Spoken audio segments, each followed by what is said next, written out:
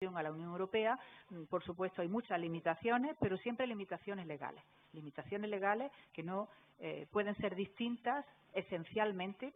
Sí les mencionaba hace un momento alguna que es muy significativa, pero en principio no deben de ser sustancialmente diferentes a nivel local respecto de los otros entes. Y en último lugar, como les decía, a través de una ley orgánica del año 1999, la Ley 7, Ley Orgánica 7/1999, se creó esta figura del conflicto en defensa de la autonomía local, que es una figura que se puede plantear ante el Tribunal Constitucional.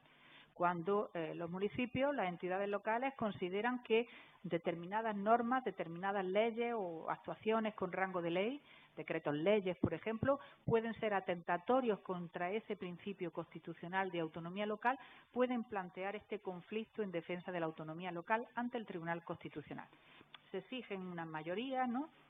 en función del tipo de norma que sea, para que representen un grupo amplio de municipios, de provincias, pero es un mecanismo directo.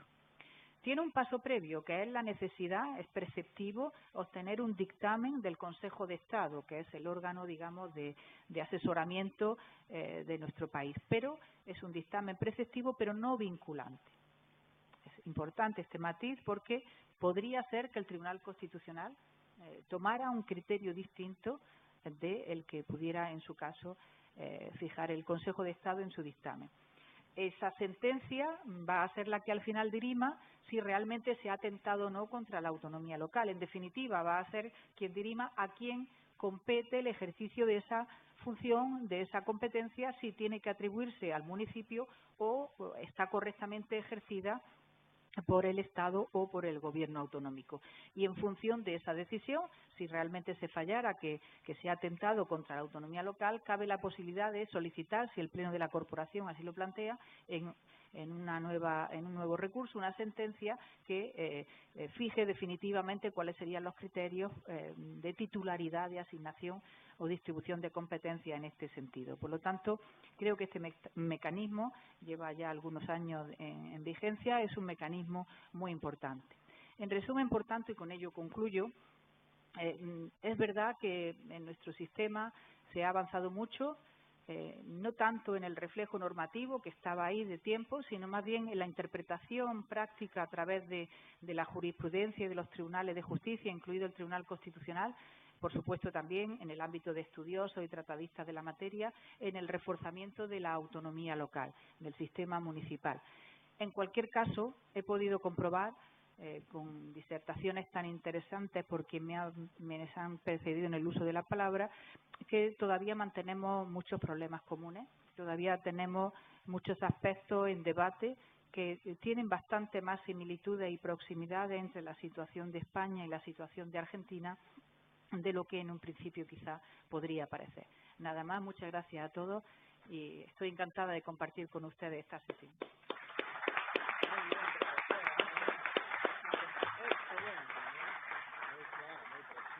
Gracias. Para dar cierre a este primer panel, le vamos a dar la bienvenida al doctor Centeno. Carlos.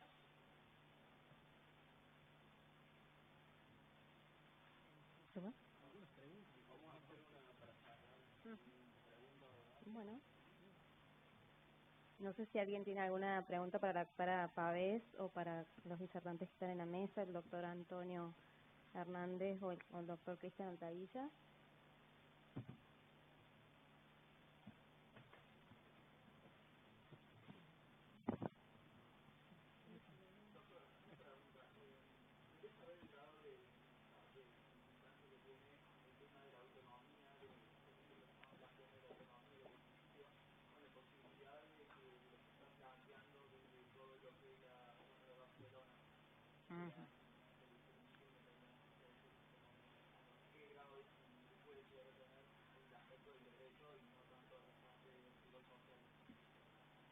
Me imagino que se refiere al conflicto de Cataluña, ¿verdad? Al famoso proceso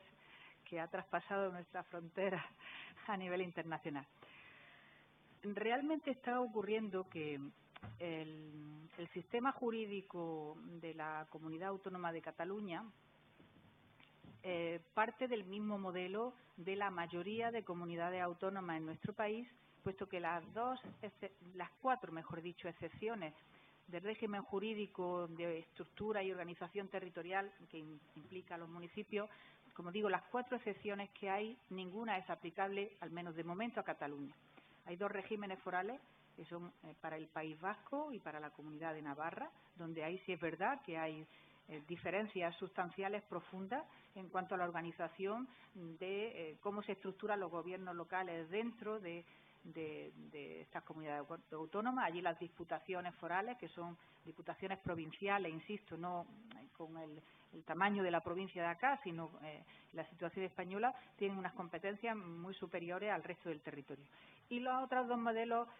diferentes, ahí no hay tantas diferencias, es por su propia geografía, que son para los dos territorios insulares que tenemos, Islas Baleares e Islas Canarias, donde, bueno, por su propia idiosincrasia y algunas matizaciones en cuanto a la estructura territorial. Aparte de casos que no son exactamente equiparables, puesto que no tienen la consideración, no puede ser así, de comunidades autónomas, que son las ciudades de Ceuta y Melilla, que están situadas justo en la frontera norte del territorio de Marruecos y, por tanto, pues también tienen unas peculiaridades. Quitando esos supuestos, el régimen de organización que alcanza los municipios en Cataluña es igual al resto de España. La diferencia es que la legislación española permite que los municipios se puedan agrupar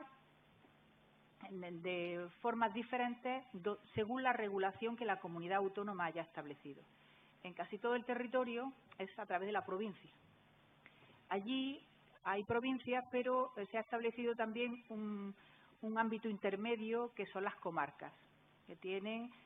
ciertas facultades, digamos, descentralizadas, estarían como a nivel intermedio entre provincias y municipios. Pero realmente en la esencia estructural y en la esencia del mecanismo de financiación no hay diferencias sustanciales más allá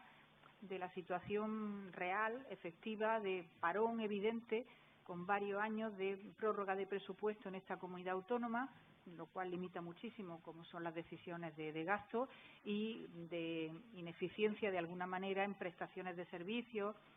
infraestructura y actuaciones, porque ahora mismo allí está todo focalizado hace ya muchos años en este debate y no sé si quizás es un poco fuerte la expresión, pero se ha abandonado bastante los demás niveles de gestión, de actuación, de administración, de decisión que se pueden ejercer.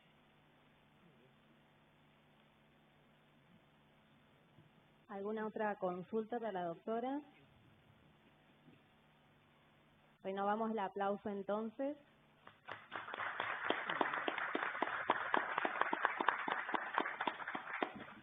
Presentamos ahora al doctor Carlos Juárez Centeno. Él va a dar la disertación sobre el municipio como nuevo actor internacional, nuevas fuentes de financiamiento, nuevas estrategias socioeconómicas. El doctor Carlos Juárez Centeno es asesor actualmente del Honorable Senado del Congreso de la Nación y del Gabinete del Intendente de la Ciudad de Córdoba, director de la Maestría en Relaciones Internacionales, investigador, profesor titular del Derecho Político en la Facultad de Derecho de la Ciudad de Córdoba. Bienvenido, doctor. Hola, ¿cómo es esto?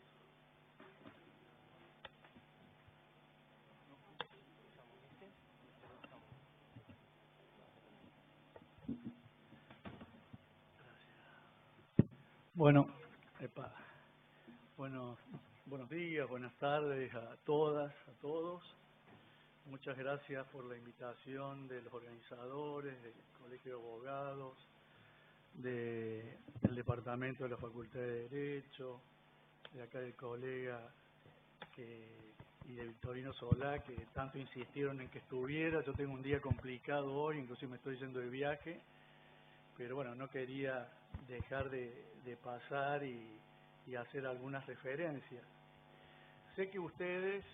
todas y todos, y en general la problemática más del abogado está destinada a la cuestión jurídica y procedimental y relacionada con las cuestiones también, ¿no es cierto?, de la sostenibilidad del municipio. pero yo creo importante señalar algunas cuestiones más macro que también inciden en la cuestión micro, una cuestión más macro que hace a las funciones de los municipios y que incide, ¿no es cierto?, en la satisfacción de del normal desenvolvimiento de las ciudades y de los municipios, y también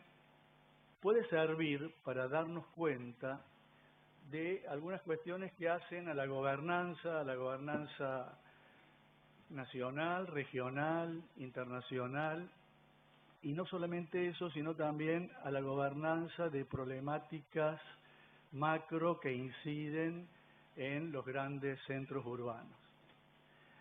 La cuestión de las ciudades ha sido un tema que ha ido variando a lo largo de la historia. Para todos aquellos que alguna vez, la mayoría de acá deben ser abogados, pero si no habrá politólogos y sociólogos, y si no, bueno, ciudadanos. Cuando estudiamos derecho político, ciencia política o alguna materia relacionada con el devenir histórico, vimos el surgimiento, ¿no es cierto?, del primer modelo, uno de los primeros modelos de dominación política que fueron las ciudades-estado, la polis griega, que si lo traducimos a hoy en día no son ni una ciudad ni son el Estado-nación que hoy conocemos. Luego de eso, el mundo vivió en conglomerados no urbanísticos, sino de dominación mucho más macro, ¿no es cierto? Las monarquías helenísticas, con la caída de la ciudad-estado, luego la República Romana, el Imperio Romano, los feudos con algo totalmente, o el feudalismo, algo totalmente diferente a lo que serían el surgimiento de las ciudades, y luego con el nacimiento del Estado-nación, el Estado moderno allá por el siglo XV, ¿no es cierto?, si bien es un proceso que tiene mucho más tiempo, el inicio de ese moderno Estado-nación se lo encuentra en las modernas ciudades italianas como Venecia, Florencia, Milán,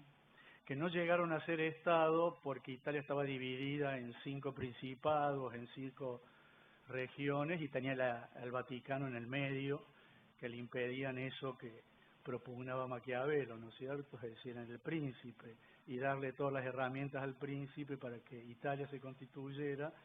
en uno de esos 5 estados existentes en el mundo para ese entonces, los 5 conquistadores, ¿no es cierto?, Francia, Gran Bretaña, España, Portugal y los Países Bajos. A partir de 1648, con la Paz de Westfalia, se reconoce al Estado como el sujeto de derecho internacional público, y desde 1648, podemos decir, hasta mediados del siglo pasado, el Estado fue el único actor de las relaciones internacionales, o por lo menos los cientistas, los politólogos, los cientistas internacionales, los cientistas sociales que se dedican al estudio de la fenomenología global, consideraban que el único actor que monopolizaba el escenario internacional era el Estado. Esto fue en un proceso largo, porque todos los procesos históricos son largos, fue revirtiéndose. Y terminó de revertirse con el proceso globalizador que se manifiesta en los 80, pero que tiene un inicio a principios del siglo XX. Y entonces el Estado empieza a debilitarse. Se debilita hacia arriba, se debilita hacia abajo, se debilita hacia los costados. Y empiezan a surgir otros actores. Hacia arriba empiezan a surgir actores supranacionales o procesos de integración. Hacia los costados empiezan a surgir otros actores que le empiezan a disputar poder en el escenario internacional. Las ONG, las OIG, las empresas multinacionales que después se terminan convirtiendo en estos conglomerados globales actuales que tienen más poder que muchos de nuestros 194 estados que hay en el escenario internacional, sobre todo salvo los 6 primeros, el resto hay multinacionales que tienen mucho más poder que cualquiera de los 180 y pico de estados restantes y que le discuten de par a par modificación de leyes, monopolio de la creación del derecho y hasta poder sobre el territorio.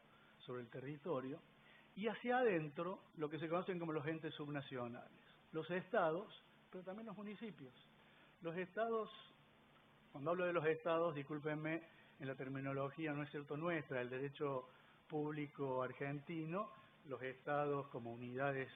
subnacionales, es decir, las provincias y la ciudad autónoma de Buenos Aires, pero también las ciudades. Y esto se empieza a manifestar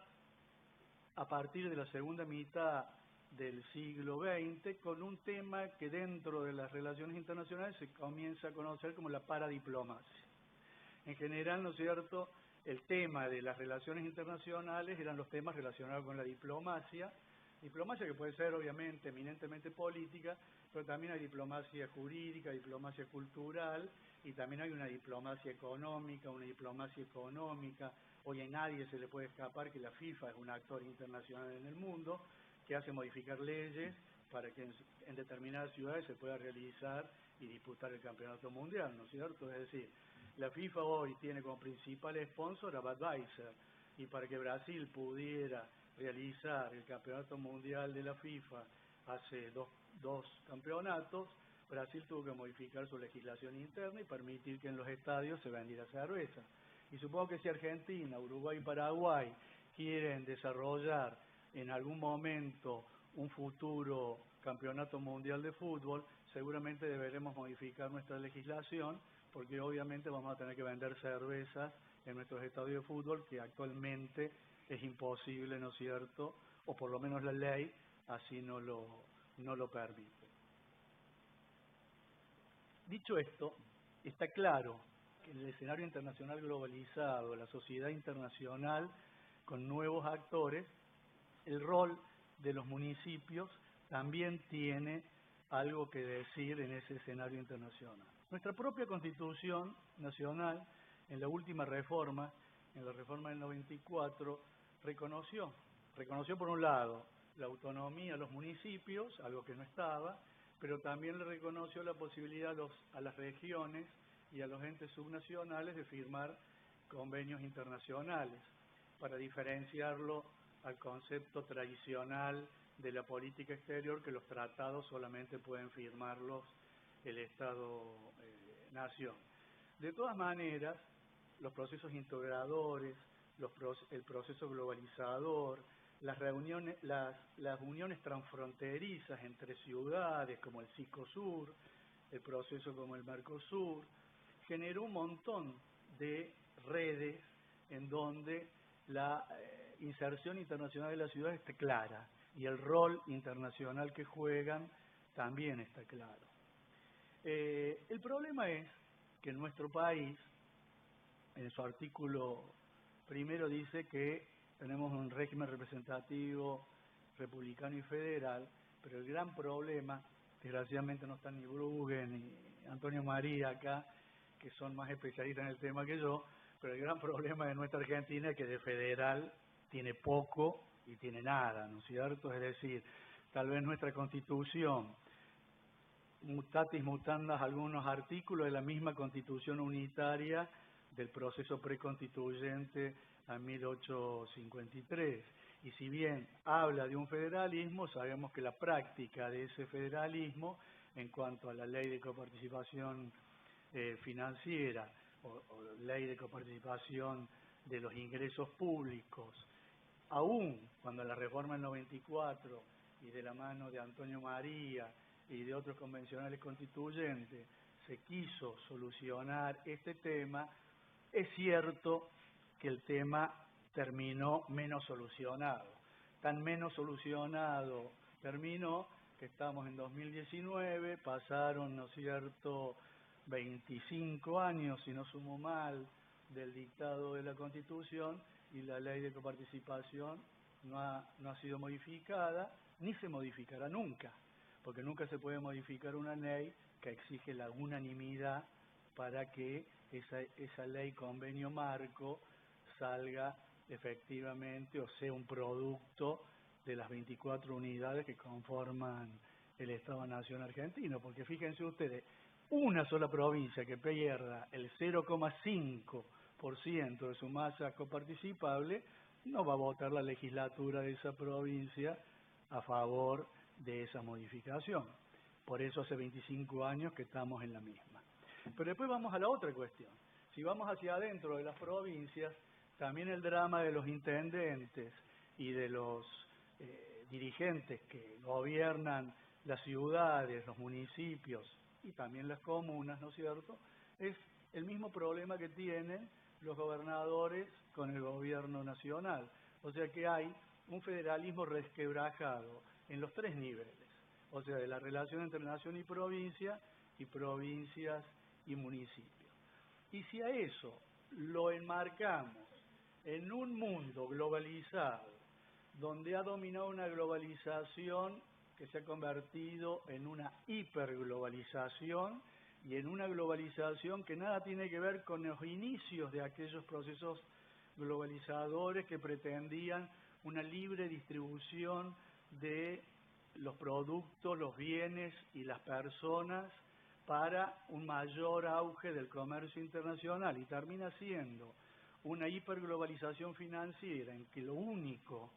que trasciende y se mueve en todo el mundo es el capital financiero, que no produce ni comercialización, ni industria, ni desarrollo sostenible. Estamos en un mundo cuya economía se ha ralentizado a nivel global, ya nadie crece como crecía antes. Hoy estamos viendo lo que pasa en nuestra región, pero también estamos viendo lo que pasa en el mecanismo de la Unión Europea con las bajas tasas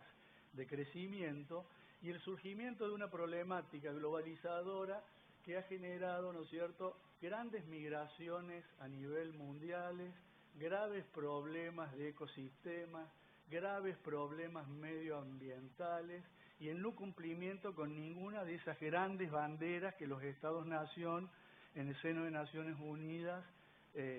proclamaban. Es así como hay como tres hitos que empiezan a ver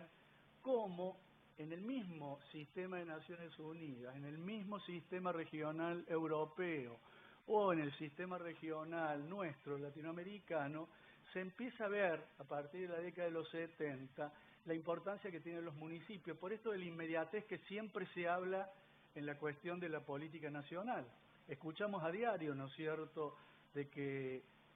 la realidad argentina, que hace 4, 5, 6 meses nos creíamos los peores del grado, si vemos todo lo que pasaba en la región sudamericana, luego de todo lo que ha pasado en esta región sudamericana, hoy pareciera que aún con la deuda que tenemos, lo que le debemos al FMI, somos los mejores del grado, porque por lo menos no ha habido los estallidos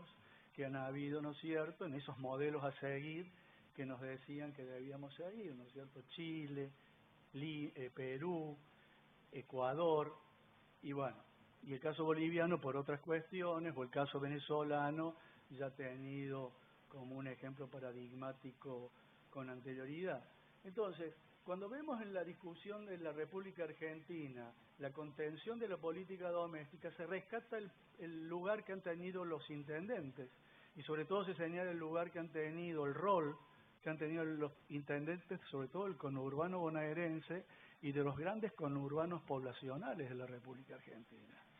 O sea, cualquier chispa que hubiese acontecido, o en Lomas de Zamora, o en cualquier conurbano poblacional grande del conurbano bonaerense, o cualquier chispa en la ciudad de Córdoba o en el Gran Rosario, podría haber sido el germen de lo que está aconteciendo en Bolivia, de lo que está aconteciendo en Chile, o de lo que está aconteciendo en muchos otros lugares del mundo, porque también pasa en Europa, también pasa en el Líbano, también está sucediendo en Hong Kong, también está sucediendo en distintas partes a nivel del orden internacional, porque hay toda una crisis y una crítica a este orden neoliberal y a este orden que nos viene dado desde hace décadas y que nos presentaban como el credo al cual hacer referencia y cumplimentar, ¿no es cierto?, como la ley de las tablas a la que había que respetar en la antigüedad. Bueno, ese proceso de la importancia que tiene el municipio a nivel de Naciones Unidas se plantea por vez primera, ¿no es cierto?, en la Conferencia de Naciones Unidas por el Hábitat, allá en Vancouver, en el año 1976, porque los líderes del mundo se dieron cuenta de la importancia que tenía, es decir, la sociedad humana iba nuevamente tendiendo a que más porcentaje, más de la mitad del porcentaje de los ciudadanos del mundo vivieran en grandes conglomerados urbanos. Y a partir de 2010, esa conferencia por el hábitat de Naciones Unidas, donde están representados la problemática de las ciudades, empezó a ser bianual en Naciones Unidas. Otro hito posteriormente fue, ¿no es cierto?, el de la Unión Europea. La Unión Europea en 1992 se autodefine como, en una de sus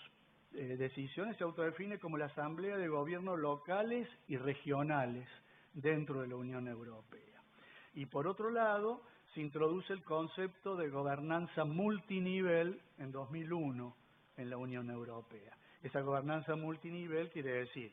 los 20 y pico Estados miembros, depende del año del que estemos hablando, pero también, ¿no es cierto?, las regiones y también la cantidad de municipios que integran la red de la Unión Europea. Y un ejemplo lo fue el Pacto de Alcaldes de la Unión Europea, en donde ellos se pusieron al frente el cumplir con los requerimientos del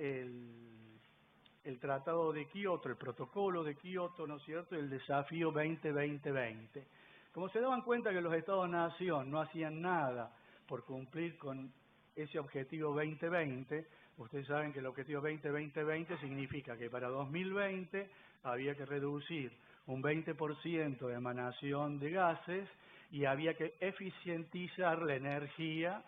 un 20%. Como los Estados-nación hacían poco por ello, fue un pacto de los alcaldes de la Unión Europea que propugnaron para ayudar a que ese objetivo Europa lo cumpliera el año que viene. Veremos si esto es así o no es así. Otro dato que revela la importancia que tiene la ciudad en el escenario internacional, en el caso nuestro, en Latinoamérica, es en 1995 con el surgimiento del Mercociudades, ¿no es cierto?, dentro del Mercosur, donde los principales alcaldes de las ciudades más importantes del Mercosur, hoy en día son mucho más, pero en aquel tiempo empezaron siendo 20 y pico, nuestra ciudad fue fundadora de Mercociudades, en ese tiempo la gobernaba Ramón Mestre Padre, y fue una de las primeras que presidió Mercociudades. Córdoba volvió a presidirla porque se había alejado de Mercociudades, con la gestión del actual intendente volvió al sistema y también la presidió hace un par de años con una gestión que influyó mucho y la relacionó mucho en el escenario internacional. Es decir, estamos viendo con estos ejemplos que va de suyo que la ciudad tiene un rol protagónico en ese escenario internacional globalizado, que lo tiene porque es un actor, pero que además es necesario que se le reconozca esa autonomía y ese rol, porque así como dije, el caso a nivel de política doméstica, de la importancia del rol que tiene el municipio por la cercanía con el ciudadano, también para cumplir con metas globales o metas de integración o metas regionales, ¿no es cierto?, o metas transfronterizas,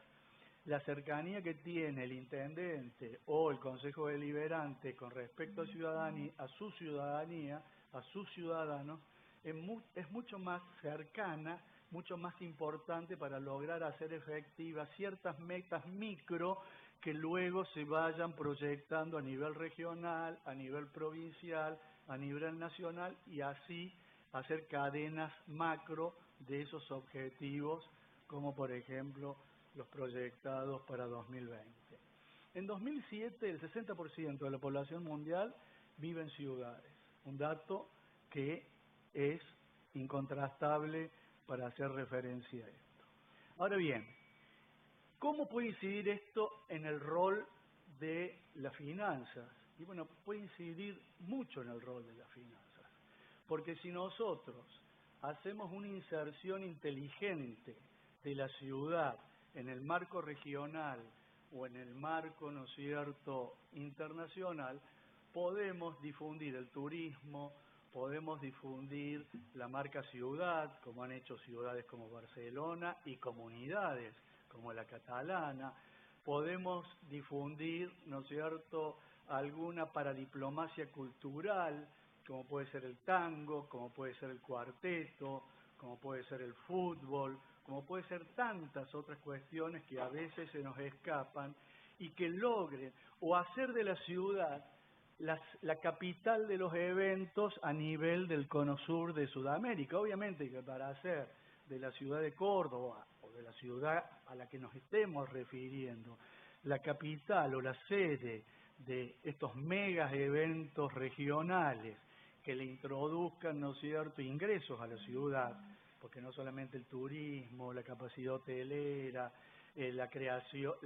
el consumo en los restaurantes, en el gasto que hacen todos los que vienen en las microempresas o en las pequeñas y medianas empresas, todo eso genera un flujo de bienes y de servicios y de ingresos que también sirven para la ciudad.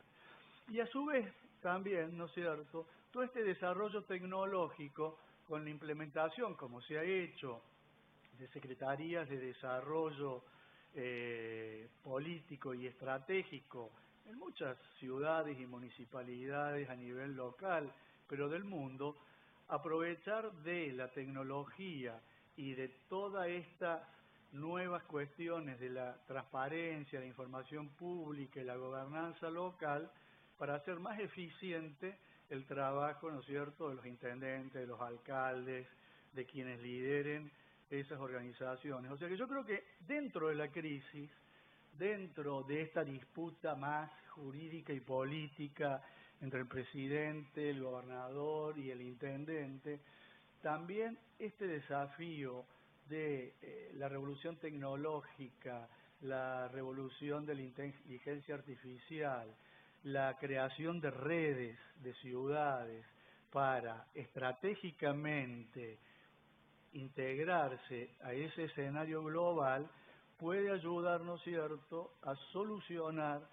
todos los problemas que estos grandes conglomerados urbanos están padeciendo y que nosotros en Córdoba los conocemos en demasía, ¿no es cierto? Las basuras, las cloacas, el medio ambiente, el tráfico y todo aquello que lleva a hablar también en problemática de derechos humanos hoy, en el derecho a la ciudad, ¿no es cierto? Ciudades mejores integradas, ciudades que traten de evitar la dualidad, la exclusión, esa misma dualidad que se le achaca al mundo, esa misma dualidad que se le achaca al Estado-Nación, también se le achaca a las ciudades. Inclusive la ciudad más rica de la Argentina, que es la ciudad autónoma de Buenos Aires, también tiene las críticas de esa dualidad, donde hay grandes espacios para que el ciudadano disfrute, grandes centros culturales, un bajo que se ha hecho para andar más rápido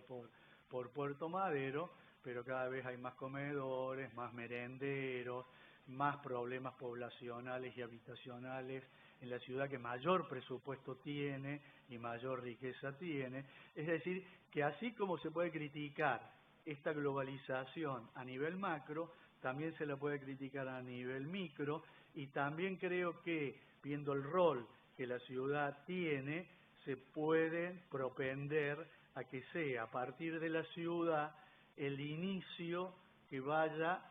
derramando para arriba, ya que de arriba para abajo sabemos que es muy difícil ese derrame tantas veces pregonado y muchas veces, y más todavía, no proclamado, sino reclamado, ¿no es cierto? Así que creo que con esto que he dicho puedo ir terminando, agradeciéndoles la paciencia y, bueno, estando a disposición de ustedes para si hay alguna pregunta, alguna inquietud, y muchas gracias nuevamente a los que me han invitado a participar.